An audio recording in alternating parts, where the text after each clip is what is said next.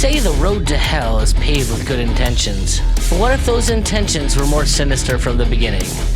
I'm Nikki B, a resident pop culture expert, here with utopian history expert Danny McCarthy. We're going to take a deeper look at the sci-fi movies that we love and see if maybe what we always thought were warnings were really blueprints. Join us as we pull at the crimson threads in our beloved cinema. Welcome to the road to hell.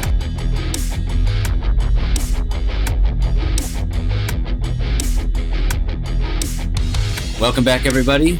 This is the Road to Hell, episode number 2. I am Danny McCarthy. I'm Nikki B. Today, Nikki. I'm home from work and excited to go and hang out with our own cabal of people tonight. So, right on. All right. Well, today we are talking about a 2017 movie called The Circle, starring favorite American actor Tom Hanks and one of people's favorite English actors doing an American accent, Emma Watson. Is she really a favorite? I thought she wasn't very well liked. Really? She's very feministy, like lots of... Well, I thought that was her draw. I guess maybe some people like to be yelled at and told how to live their lives. I'm certainly not one of them. Right. I guess it makes sense with her character in this movie, though. Yeah. So we're just going to run through this. If you haven't seen this one, you probably should check it out. We were talking just before this how it's maybe not the greatest movie ever made. Certainly not. But it's just got a lot to it. It's got a lot to think about in it. So we figured it'd be a good one to talk about for reasons that will be very clear shortly. What's funny for me is, the reason I suggest this, because I've been wanting to talk about this movie with anyone for over a year now, and nobody's seen it or nobody wants to talk about it. And I saw this movie probably like right at peak pandemicness here in America, and it struck me very, very odd, like some of the themes in this movie, and the fact that the first actor to like come out back then when like high profile to get COVID was Tom Hanks. And I kept seeing all these other weird parallels with Tom Hanks kind of being involved with, we'll say, forces greater than ourselves. And it just seemed really weird. And then to, at the same time, kind of get this movie plugged in under my nose, like, wow. Like, we're just pointing it out right there. Saying the quiet part out loud as I put it. Yeah. It was kind of this movie because the Tom Hanks character is kind of portrayed as the bad guy. Like, if there is an antagonist, it's sort of him, I guess. But at least that's someone like me watching this movie. I think that's intended. the intention. Right. Like, you're supposed to hate him. But as I'm watching it, I'm like, this guy reminds me of real life Tom Hanks. Like, I don't really see how this is different. I mean, now, of course, maybe in the past week, Hanks has been in the news because he did this Biden 1-year anniversary. Did you see this? That's not normally the kind of thing that I would stumble across, but it doesn't strike me as odd either. I heard about it in passing. It was some commemorative, making it 1 year Biden kind of thing. And Tom Hanks narrated it. And it's just really odd. And it had that sort of, well, it just reminded me of his character in this movie. This sort of false, I don't know, this overweening liberal to it, which I just find very disturbing. Anyway, Tom Hanks is definitely, he fits the role. I just was disturbed, I suppose, by his portrayal of the character because it seems like that's kind of life. But anyway, maybe I'm getting ahead of myself.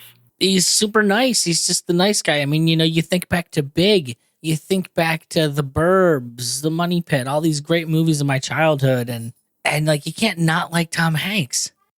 If you're one of those people to believe in saying Antichrist, I mean, he's fitting a lot of what you'd expect that to be. I'm not saying, but you know, saying. Yeah, he's also been. I don't know if he's doing this anymore. I guess he's sort of more political stuff ever since the whole Biden-Trump fiasco. But for a while there, he was making a bunch of documentaries. I was unaware of that. Yeah, I don't know.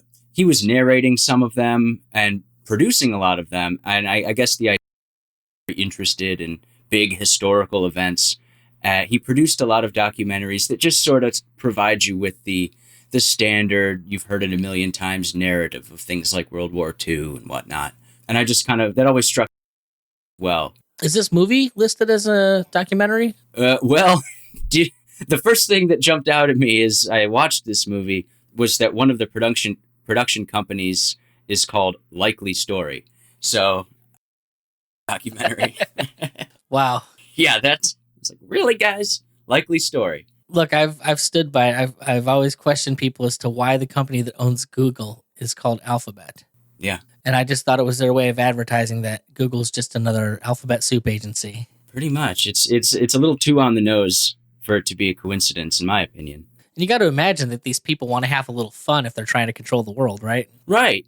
Well, and there's something to when you name so on the nose, it's almost as if implicit in that is the idea that you'd have to be a crazy person to think that they would actually name it something that obvious. So it's kind of like a defense mechanism almost. Like if we were really doing that, if we really meant we're an alphabet agency, we wouldn't literally call ourselves Alphabet. So clearly we're not that.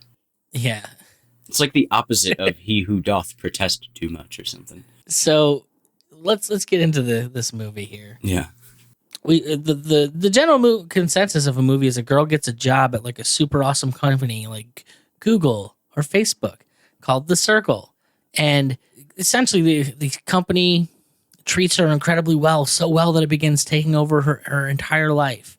And as the movie progresses, she gets more and more involved with the company until eventually she turns on everyone in humanity and gets rid of all privacy for the rest of the world forever.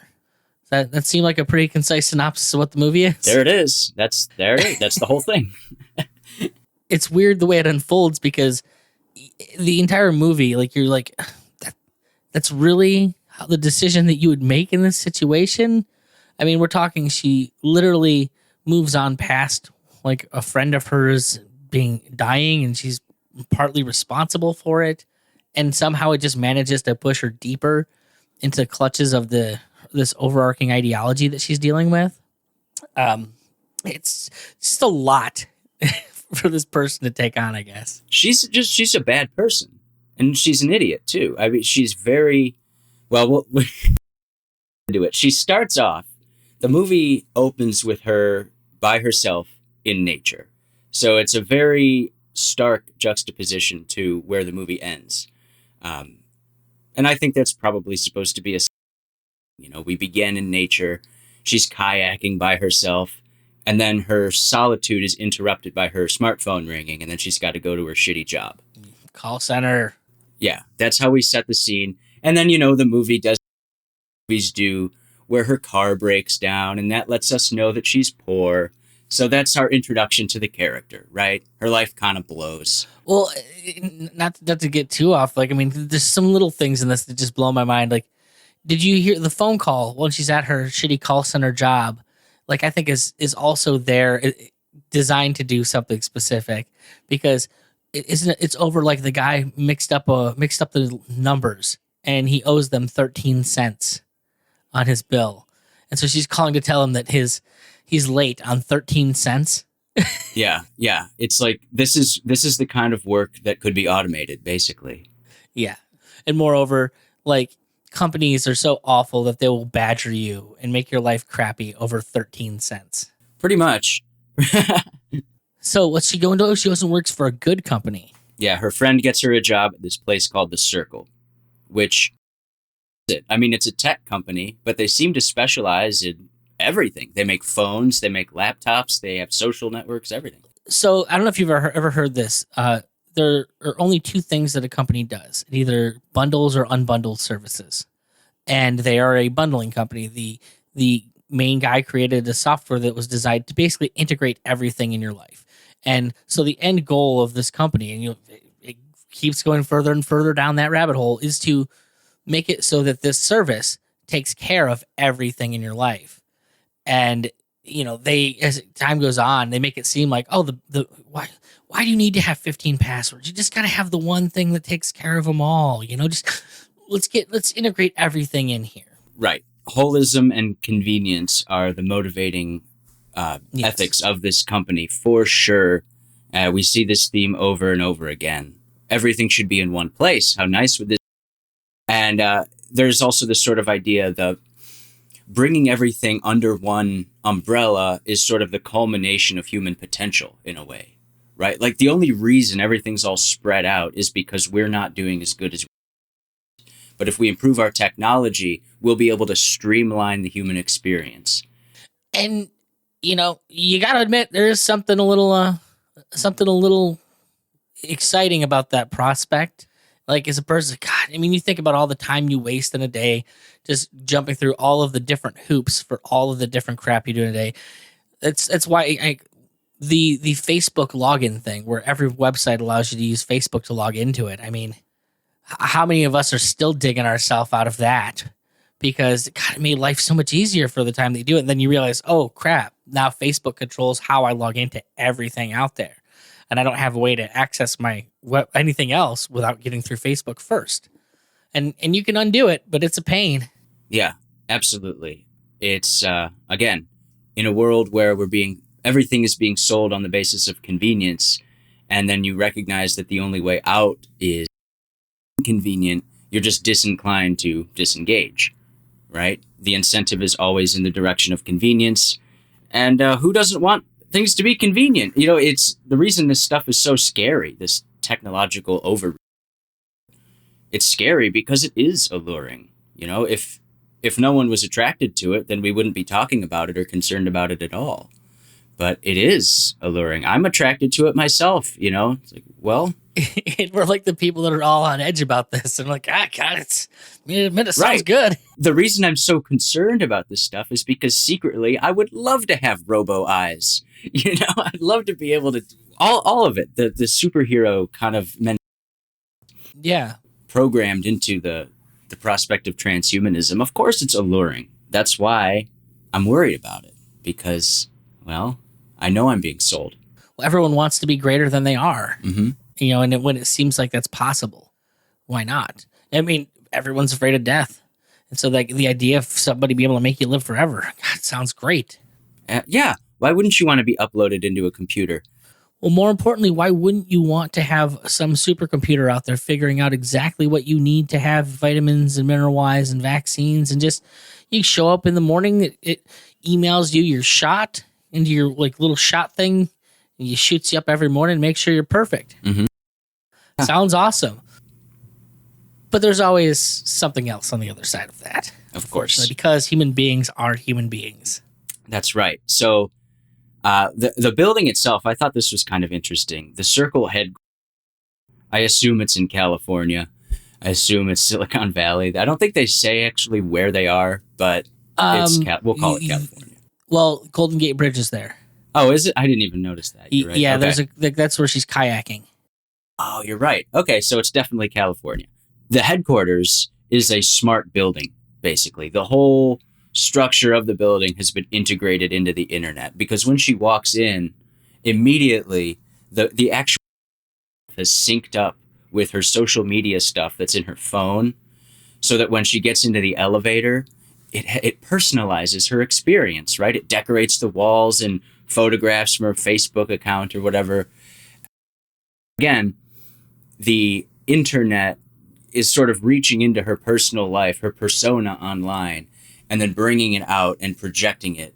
Again, that's also something that's really disturbing to me, the idea that something could just personal files and put it on display. Which we will get more to here soon, because that's a major plot point in the movie, is that one of her good friends from childhood is one of those people like us who just kind of wants to be left alone, making his art out in the wilderness. And it does not end well. No, so who is this guy? His name is Mercer. I mentioned earlier that her car breaks down before she gets her job at the Circle. He's the actual who comes and helps her and fixes her car because he knows how things work. He's a real boy. He doesn't live in the tech world. He gets his hands dirty. He goes outside, and he's the foil to her evolving entrenchment into the technological world throughout the movie.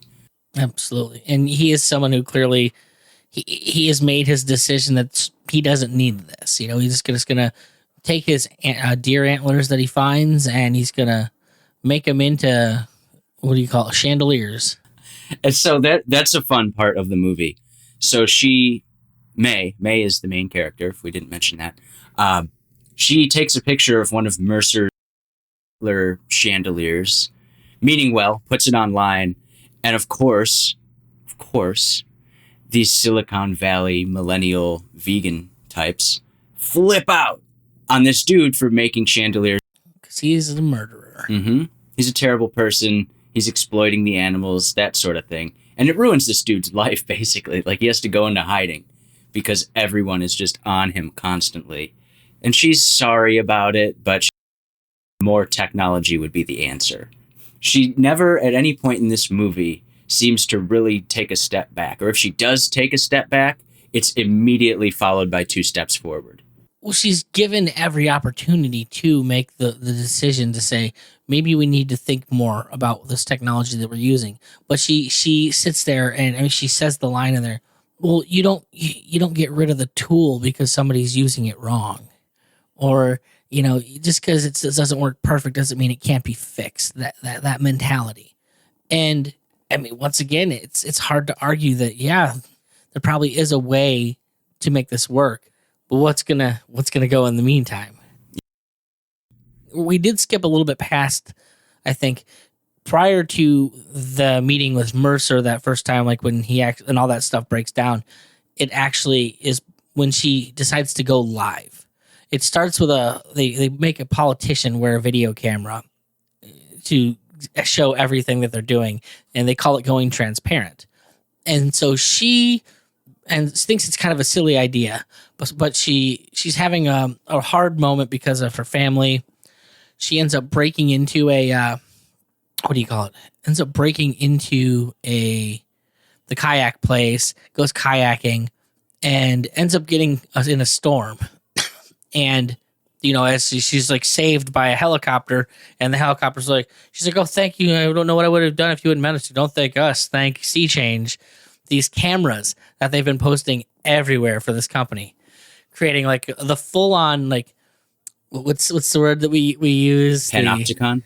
Yes, the full on panopticon where everyone can see everywhere. Yep. Through these Sea Change cameras. Yes, so they explained to her that the way that these Sea Change worked to save her, someone who was watching, the police, I think it was, were watching the camera that was monitoring the store. So they saw her break in, but then somebody else who was watching seals or something like that out in the ocean, accident. And so it's the fusion of these 2 sources of intelligence coming together. Mm-hmm. And this exists. I mean, look up fusion centers if anyone wants to know more about that, where data from different law enforcement facilities coalesced into one central location, which of course makes it easier to coordinate any sort of action.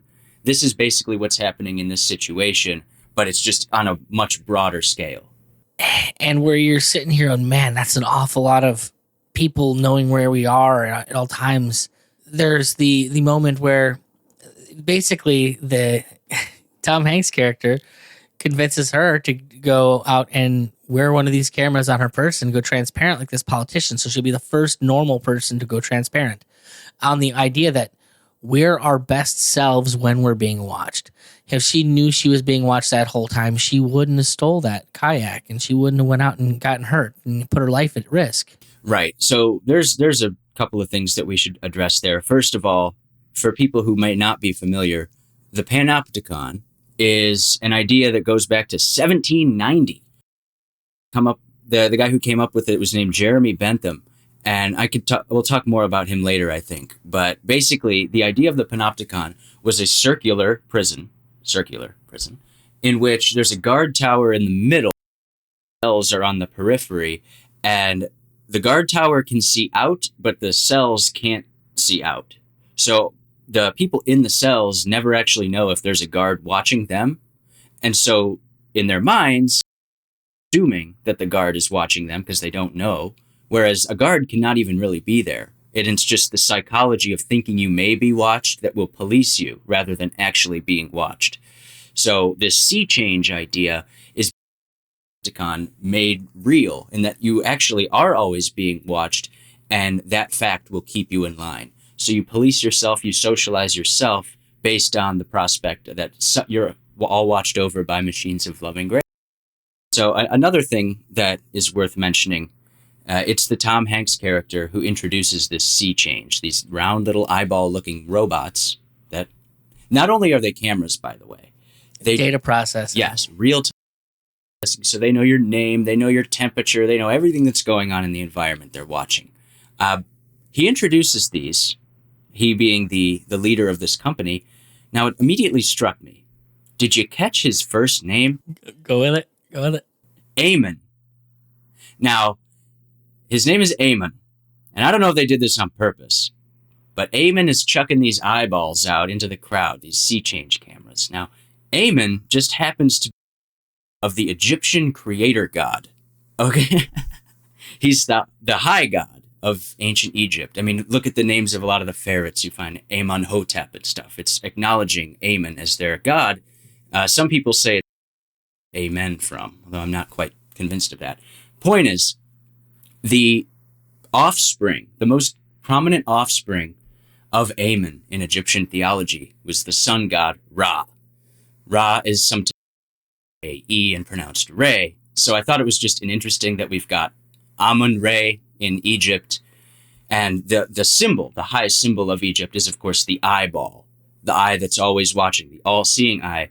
And in this, Amen and Mae, spelled M-A-E, M-A-E, and the eyeballs. I just thought that was an interesting parallel. I don't know if it was on purpose, but... Once again, we got to go back and read the book. Yeah. Because that was a little on the nose. So I'm hoping it was on purpose, but I don't know. I mean, everything in here seems pretty on the nose. Let's see. I have one quote, too. Let's see if it's worth reading.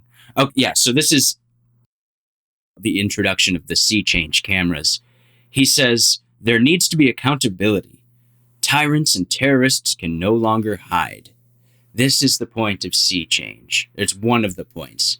See, this is going to these around the world. This is going to save us from the animalistic parts of the human soul.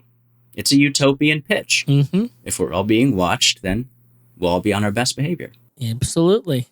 Now, that immediately strikes me as false because, someone will always find a way to take control of those reins and be on the outside of them because that's just how people are.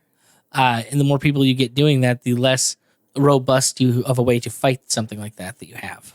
But it was amusing, especially that he specifically mentioned tyrants because, politics is at the core of all of this, especially when it starts going where it's going.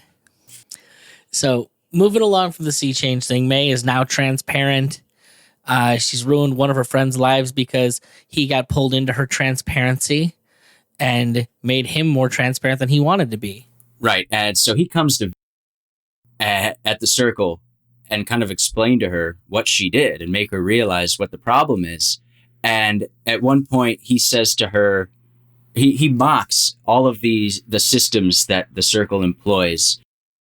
The thing that our real life technology does. Everything's measured in likes and smiles and frowns. And he's like, that's babyish. You should have left the idea of people judging you with these silly stuff. Should have left that back in middle school. But now this is just bringing all this childish crap into adulthood. So that's one of his criticisms, which I wholeheartedly agree with. I'm even skeptical about emojis. Use your words. Come on. I have friends that do entire discussions in emojis, and it weirds me out. Yeah. I don't understand what you're trying to say. Use words, please. Right. I'm a word guy, for sure. Are those people that talk in only GIFs? Yeah. There's a time, but not all the time. And that's basically how people in the circle communicate. Their job is measured basically in terms of how many smiles they get. So anyway, Mercer comes and he's critical of the circle and what it's doing. And her response to him questioning this advancement of technology is to basically call him antisocial. And he's like, what? I want human interaction. She equates that with being antisocial. I thought that was really telling because, you see that. I could see that becoming a reality. Meta, anyone? Right. Oh, you don't want to be on the metaverse? Social? No, I want to go out with the people. And it's frustrating because there's a certain degree which you want to watch this character make the right decisions and not give up on humanity. I found it interesting in that once again we have a main character of a movie who just pretty much thinks humanity really needs a lot of work, and maybe they're the person that can help. Yeah, she is kind of like Taylor, Planet of the Apes, except she's the one who blows it up. Exactly. But yeah, spoiler alert. Speaking of her basically deriding Mercer as this antisocial weirdo, as she's not that cruel about it, seems to think that, this is progress that's necessary, and she really wishes that he would get on board. She's not like vindictive or anything. She's naive, I think. And part of the reason is these people are telling her things like people who partake in individual activities, people who are concerned with privacy and don't post everything to social media, that's a sign of low self-worth, they say. Catch that part? Oh, absolutely. And meanwhile, I'm just thinking, how many children out there committing suicide because they can't live up to the reality that they're trying to portray? Which is one, again, so the problems of sea change is that, yeah, you don't act your greatest. You act like something you're not. You act fake. And eventually the schism between reality and what you're portraying gets to be too much. And you can see it right now. Look at all the kids that commit suicide. Look at all of the issues with body dysmorphia and shit that we're dealing with now that are way worse than they've ever been, because everyone's trying to put on a fake life for everyone else. Everything. Performance. And that's what you see when she goes transparent. And she's transparent probably for, I don't know, a couple months. I don't know if it explicitly says, but it's a while. And every time they show her, she's got a smile on. She's smiling while she's brushing her teeth. She's narrating everything. It's like, you don't do that. Who's smiling when they're brushing their teeth? It's weird. But she is, because she's being watched. Every second. Well, she's got that constant morphine drip of people feeding her comments and, oh, we love you and blah, blah, blah. Even after it goes horribly awry and is incredibly destructive to the lives of people that she knows. When she accidentally tries to see what's happening on her parents, who they're kind of get pulled into this scam because her dad has a terminal illness, and one of the doctors in this utopian world has taken an interest in his ailment, gets him signed up on the plan, and was working to help everything, and then ends up accidentally turning on a camera while her parents are having sex and broadcast it to millions of people across the world. Yeah, that's rough. I mean, she was working it. I mean, I'll give it to Mom on that one, but yeah. So that's sort of the first time her transparency goes wrong. She accidentally sees her parents banging, and because she saw it, and people around the world saw it too, and they're all commenting on it and blah blah blah, what you would expect. But she still sticks with it. She still stays transparent. But her parents, of course, they look, we don't want this, but they're pussies about it, because when they express to her, like, look, we don't want to be a part of this thing anymore, this transparency of yours, her dad says, it's us, it's not you. It's like, wrong, it's her. You need to talk to your child. He's just thinking, our life's messed up because of my disease, and we were doing the best we can, but it's not the kind of life that should be shown, which is othering themselves right then and there. Like, we're not the people worthy of being paid attention to. That's an interesting way of looking at it. There was, I noticed one of the comments that came up when she saw her parents in the deed. Oh, dude, don't even get me started on that layer of the movie. There's so much stuff that happens like in the comments that are just kind of popping on screen the whole time. Like, there's an entire layer of crap going on in that. Yeah. It's super intense. I wrote some of them down that really stood out to me, and one of them was, there was a comment that said her parents are sex positive heroes. There's always that sort of like woke underlying thing going on in the comments, which I don't know. I don't know what to make of something like that. Like, okay, the person's not being mean about her parents banging, but it's like, people feel the need to almost give permission for shit that doesn't involve, just kind of rubs me the wrong way. It's like, who asked you? They're not heroes. They're banging. And why is having something private, like something like that private, such a big deal? And Eamon says it at one point in the movie where he asks why that beautiful moment of peace that she had, why his son who has a disease and can never get out of a wheelchair can't have access to that. To which I say, nobody who hasn't climbed Mount Everest deserves the feeling of climbing Mount Everest.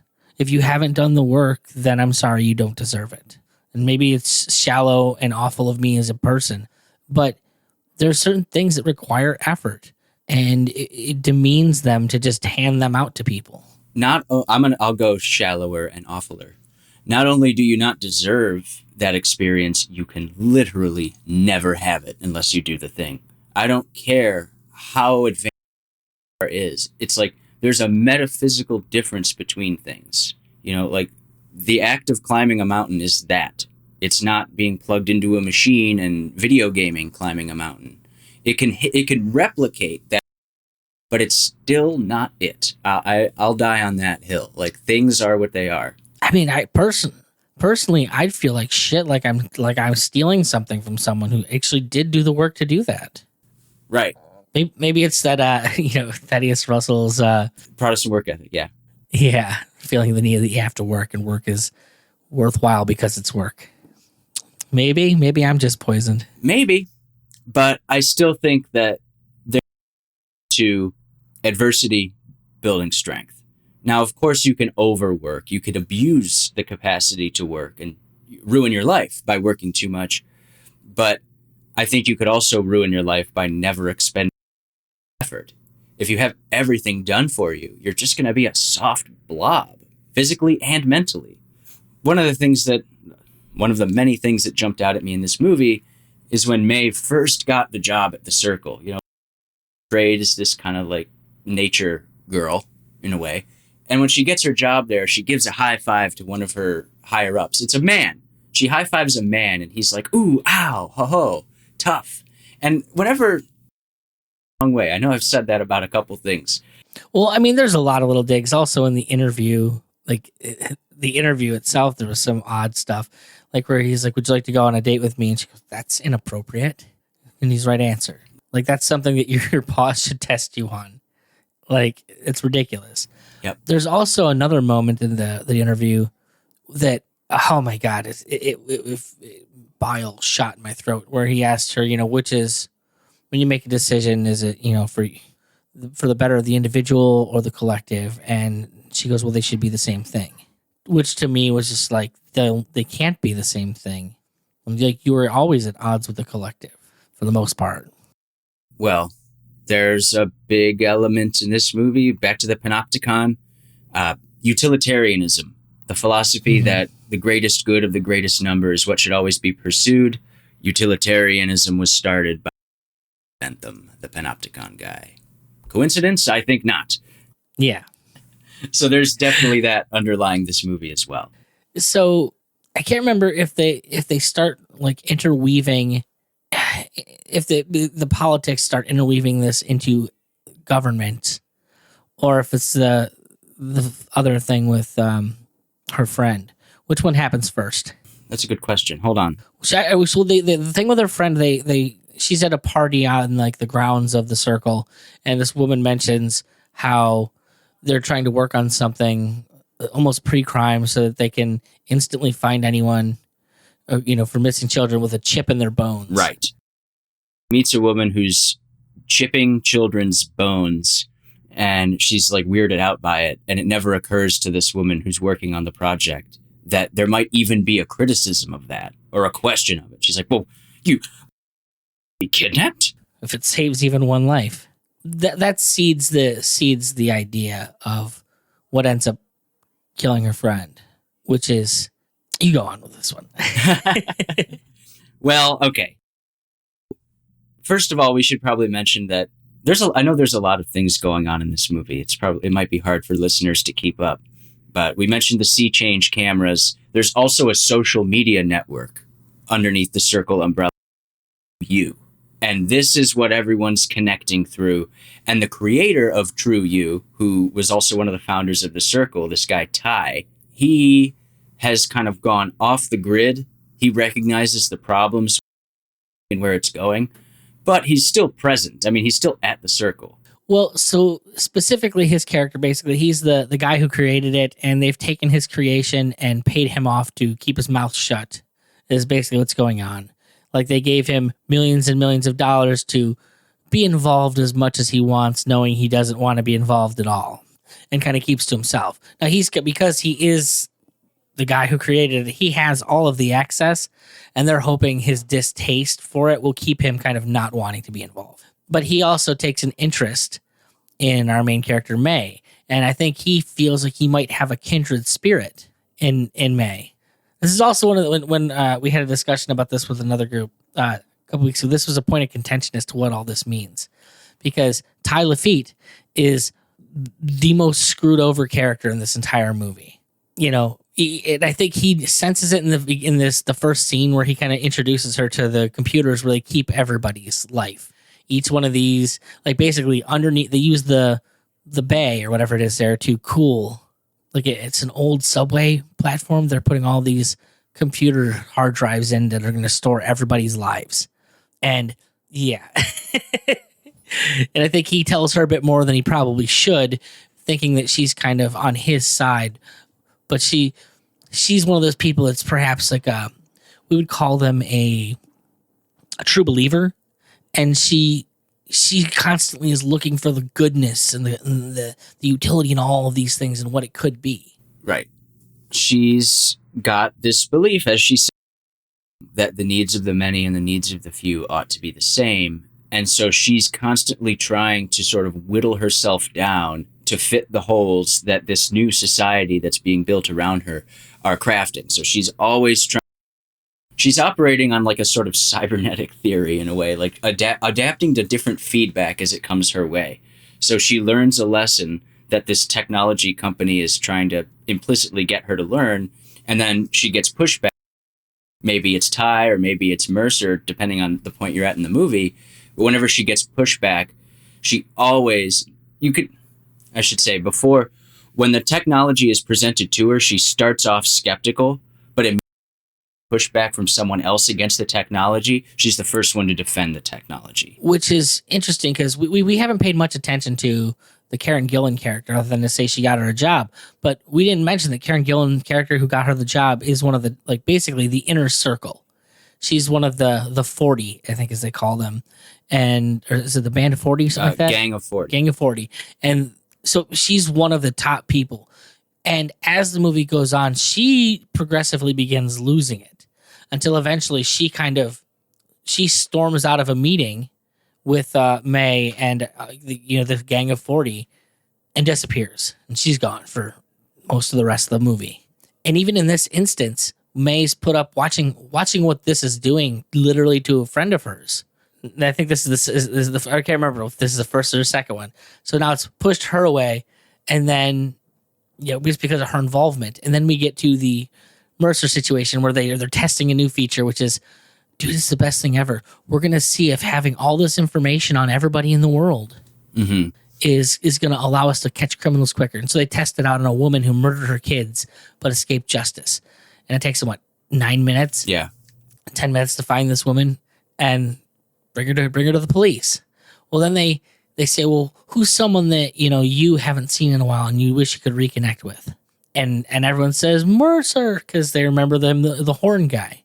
At which point, all of these people chase him down. They find his. It takes 8 minutes, something stupid. They find his home, and there's people on motorcycles and trucks that are banging on the windows to his house trying to get him out. And eventually, he makes a run for it because he doesn't want people here. Like, he's now been pushed out of his safety net. Gets in his truck and starts running. At which point there's people in the motorcycles and trucks chasing him down the fucking highway. And there's drones banging on his window trying to get his attention. And the end result is, in an effort to try and save himself, he jars the car and drives off a bridge. And she watches her friend die in real time. And the end result is not to look at what a horrible thing this technology has done, but to think about how more of this technology could keep it from happening. The company uses the death of Mercer as another sales pitch to say, look, this could have been prevented if every single car on the planet had computers in it that would have detected that the edge of the road was coming up and would have automatically stopped the car. That's the sales pitch that Eamon makes in the next, whatever they call it, like Dream Friday, is where they present their new ideas. And if you are unaware, this is something that is now actually within our government's, it's been written in, I think, in the most recent omnibus bill that we're going to have, what do you call it, stops in our vehicle, or, kill switches that police have access to. Things of that nature moving forward. I think they got 5 years to implement. Jeez. Yeah. Well, it's in this movie. At least that's what they present as the solution. Tom Hanks's character. No disturbed young man can hurt themselves. Exactly. There was no disturbed young man. There was a man trying to protect himself from the mob. But if you follow the logic of the company, he was a disturbed young man because they've automatically pathologized anybody who doesn't want to be in part of this circle system. Movie. When Mae decides to go transparent, her and Eamon go back and forth on this idea that, and by back and forth, I don't mean they're arguing. They go back and forth in agreement that secrets equal lies. Oh my God, that's so disgusting. They put it's in big letters on the screen. Secrets are lies. And to your point, you mentioned Eamon said that he's got a disabled son. And so not only are secrets lies, privacy is theft. So Mae says that basically every human being deserves to have every experience of every other human being available. And right out of the gates, that presents this idea that someone against, well, what are they? They must, by definition, be a liar and a thief. And so that's what Mercer was. He was a disturbed young man. He was a liar and a thief. This is such a bad movie to have so much in it, and it's frustrating. I know. Did you notice? First, did you see Zuckerberg's metaverse launch video? I think I saw part of it. I was completely uninterested in it. Okay, well, I know what it is. It's interesting because if you watch it, you notice he and the people that he has featured in the video, they use the word experience about 600 times. Experiences that you can experience in real-time experience. It's, because obviously it's not an experience, so they need to force feed this idea to you that it is an experience. And I thought it was funny that at one point in the movie, Eamon and Mae, they're doing this presentation, and they do the thing. They're talking about experiences being experienced by everyone. Experience. And it was just a funny parallel because Zuckerberg has actually basically made that speech now in real life. But the actual quote portion is, knowledge is a basic human right. Access to all possible human experience is a basic human right. Yeah, it's terrifying to me. And that human right is what winds up killing. And the only possible solution to that death, as we already stated, is the implementation of more technology, because they've already got this premise and they're not going to deviate or even question their premise ever at all. Based on what we had to kind of skip over when the Karen Gillan character ran away or ran out, was when they were saying that we're going to utilize this because voting in governments, it's so messy. Why are we letting governments be in charge of that? Well, we already have all the information on all the data because everyone across the globe is a member of this already.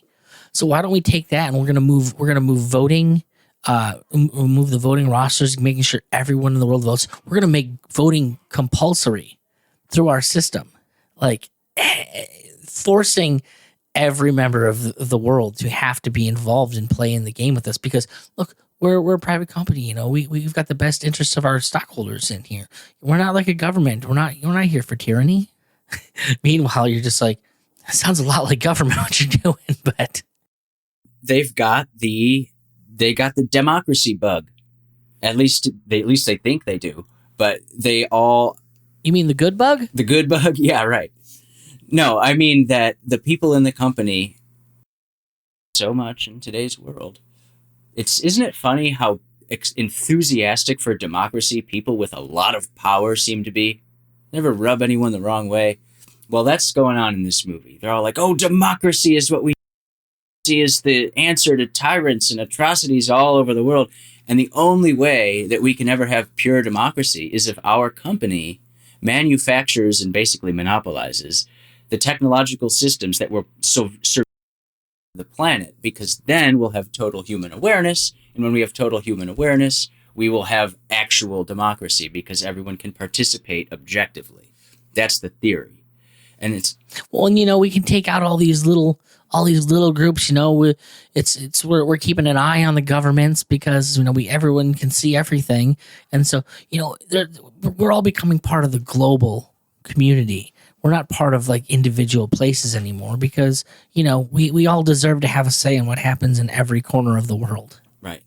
We've moved past that. We've moved past privacy. I think at one point someone says something to that effect. Privacy is obsolete, or the time for privacy is over. Now it's global and be transparent.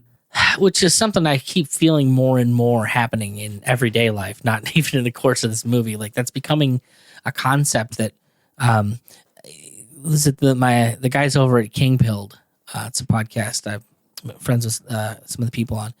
They're kind of along the way. Well, this is the way the world is going. We better just get used to it. That privacy is a thing of the past, and in so many ways, like that's not something that we as people should let happen because certain things are meant to be private. No one needs to know and experience the love between me and my wife because they couldn't contextualize it anyways. Things of that nature.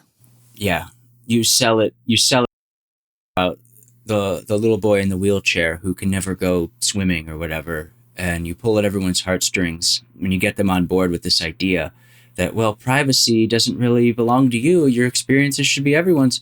You appreciate what the loss of privacy means.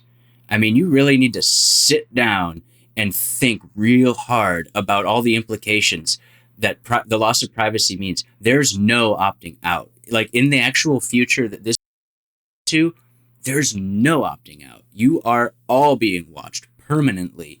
And if you even so much as deviate from anything, then what's going to happen to you? Are you going to get mercered? Who knows? They don't really address it. Doesn't sound like it's going to be good. Well, we're getting close to the end of time here, and kind of drawing around. Ultimately, how the movie ends is Maze realizes that the people in charge of this company probably aren't any better than the politicians. And so she kind of sets it up so that the two owners, Tom Hanks and the other one, Patton Oswalt. Yes, which I also was excited to see him be a slimy, terrible person. Right. Because I feel that way about him in life. Basically, they're the two guys that have been running this thing and using it as their way for world domination. And she turns it on them and makes them both go, or transparent, and gives out all of the files and all of the super secret things that they've been talking about in rooms behind even the Gang of 40 and their wives and all the encrypted stuff that only they know. And you're thinking, cool, she gets why privacy, gets what's necessary here and that we have to be at odds with the people in control of this. But then she says, no, we're sending the whole thing worldwide, and now everyone is going to be clear and transparent. And to me, it was so jarring that any movie could possibly end that way. Like I immediately okay, so the CIA wrote them and said, you can't end the movie the way you're ending it. This is how this has to end. But the thing, it's that last moment that's the real juxtaposition to me where it opens up with her in the kayak and it closes with her in the kayak. Only thing is when it closes with her in the kayak, there's just drones flying around her everywhere, monitoring her, seeing what's going on. And she's just smiling, waving at them like, oh, what a happy, nice day out here on the water I'm having. But I'm not alone. The world is with me. It's kind of the feeling that you're supposed to get from this moment. And it's like, it doesn't appear to you that the drones are ruining what could be a legitimate, peaceful moment of grappling with you and nature. Instead, you have to be focused on everyone else in the world, which should be a singular moment. It was very frustrating frustrating way to end the movie, and it felt forced. Moreover, when she does this, you think that she's going to realize that Ty is right and that people deserve to have their own lives be their own lives. And instead, she flips the script on the guy who created the software. So, no, man, everyone's going to be transparent now, which was just such a big middle finger to this guy that had helped her in so many ways. It was definitely frustrating. At one point, Eamon, Tom Hanks, says that he believes in the perfectibility of man, which is a utopian concept intrinsically. The idea that the human being can actually be quote unquote perfected. And right there, I mean, what does perfect mean? No one ever bothers to actually ask that.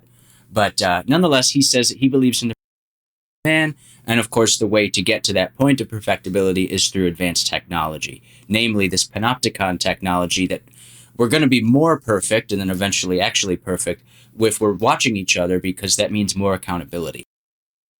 Eamon himself is not being watched. So he's developed this sort of totalitarian philosophy, and he's actually created the means to achieve it. And yet him and his business partner, they're the last of the old world.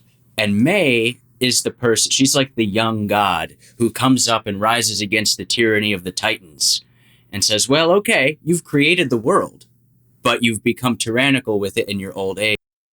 For me, the force of youth to come and complete your vision. She picks up the mantle from them in a way. She takes their technology, gets rid of them, and then truly democratizes it. She actually does what she wanted to do. Yes. And that's a very ancient and mythological theme. There's one of the things that we got stuck on when we were talking about this in the group was, now, is there the benevolence in her, or is this because she realized that now she can have the power herself? Because she's been the first person who was transparent. The whole world knows who she is. She can guide people with her voice because people listen to her. Just because everyone is available doesn't mean everyone's going to be paid attention to. You know, celebrity's still celebrity. People crave that shit. So is this just her way of taking control of the situation for personal gain? Or is she still a true believer? And I'm going to be honest, it's tough to tell one way or the other. It is. The writing of the movie doesn't make it clear where she's at, but I mean, realistically, I mean, based on all the decisions she's made previous, she's made the wrong decision on everything for true believer reasons. So look, okay, let's say she's a true believer. Let's give her the benefit of the doubt and say she really truly believes that this is the best thing. She's still gonna become. She's still got that power. She's still going to succumb because she's actually a human being. She's not God. She's going to wind up being in a similar situation as Eamon. It just might take a little longer because she's still young. Then again, maybe not. Well, and even if she doesn't, guess what? Not everyone's going to want to be in this situation. And then someone's going to learn how to hack and take control of it. Like you can't stay omnipotent and have all of the incentives aren't there. We'll just put it that way. The incentives to not get control of that don't exist. All incentives direct people to want to take control of that, which is why you have to have decentralized power in any kind of situation like this. And they don't. Right. I think theoretically, like their sales pitch is that this is the ultimate in decentralization. Everyone's watching everyone else, and so where could the power lie? Well, I'll tell you where.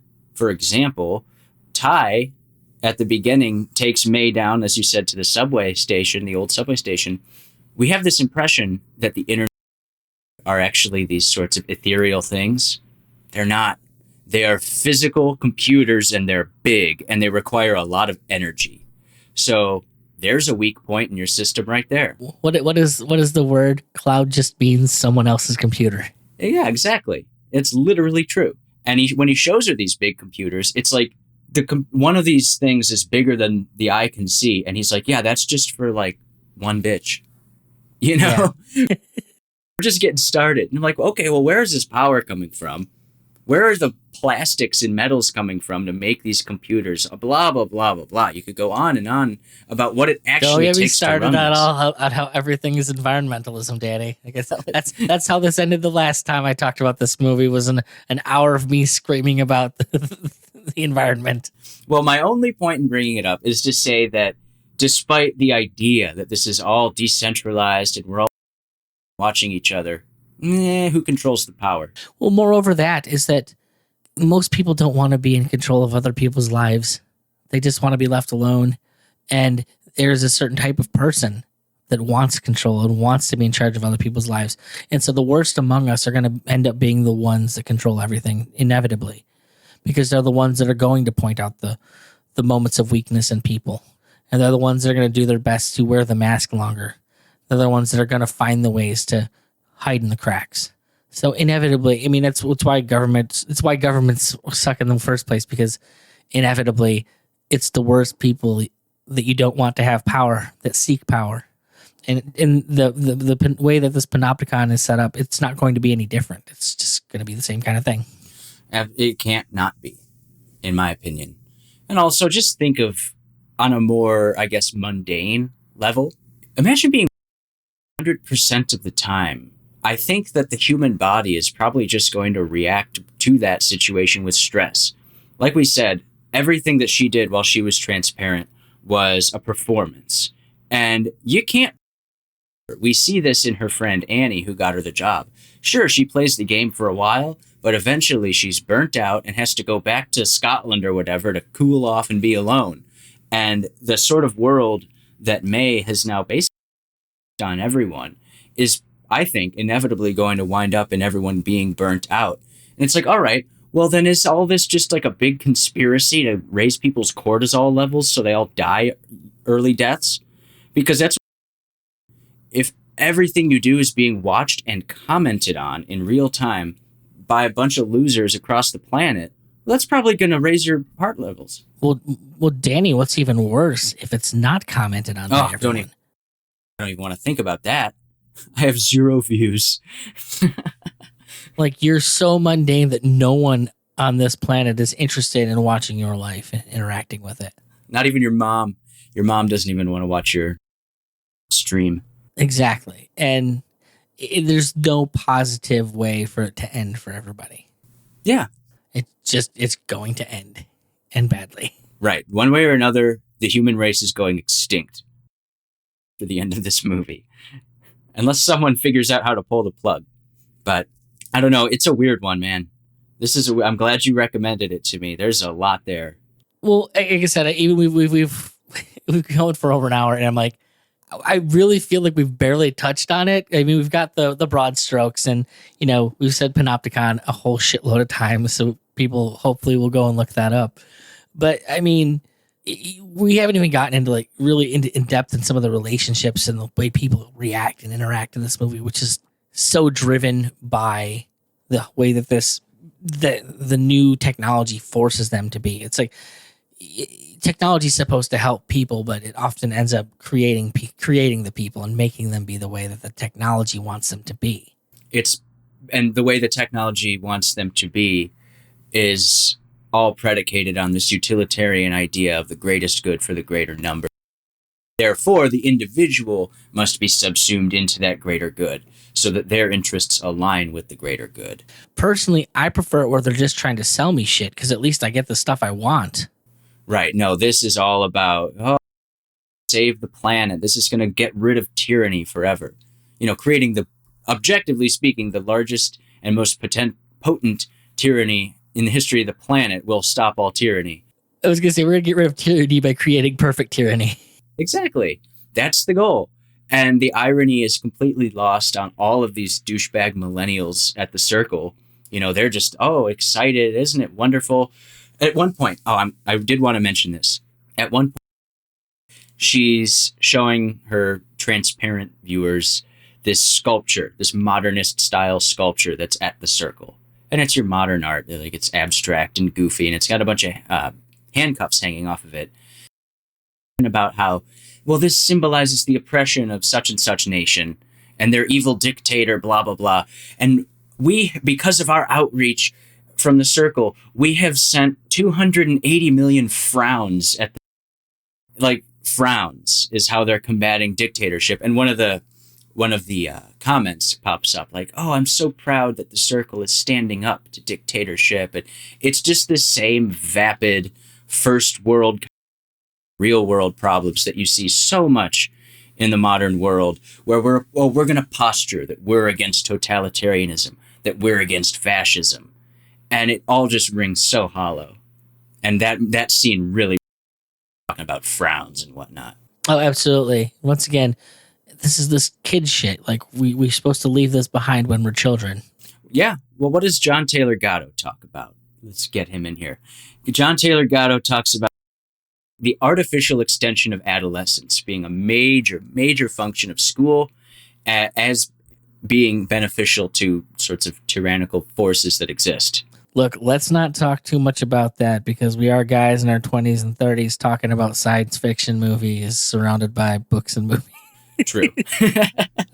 We clearly are active collectors and yes, that's true. Maybe extended our real adolescence longer than we probably should have. It's not wrong though. It's not wrong. It's not wrong. I'm not going to say that I'm perfect. I don't believe in the perfectibility of man. I'm flawed. I have my childish. I will own that shit. I'm flawed like you would not believe. So, what are we talking about next week? We put any thought into it? So I recommended.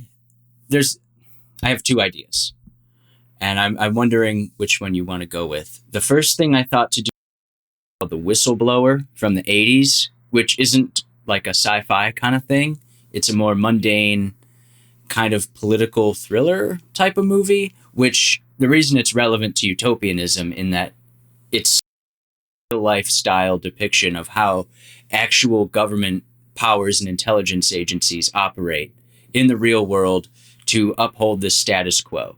So there's that. And then the other one, Midsummer. Have you seen that? The horror movie. Yeah, the like culty. So I'm gonna finally have to watch this crap. Yeah. Okay. I'll watch it. I'll watch it for the sake of talking about it. I've been putting it off for 2 years now because it looks so bad, and everyone I hear talk about it, I'm just already like, oh, I'm gonna hate this lead character so much. He's so awful. It's a lot like this movie, The Circle.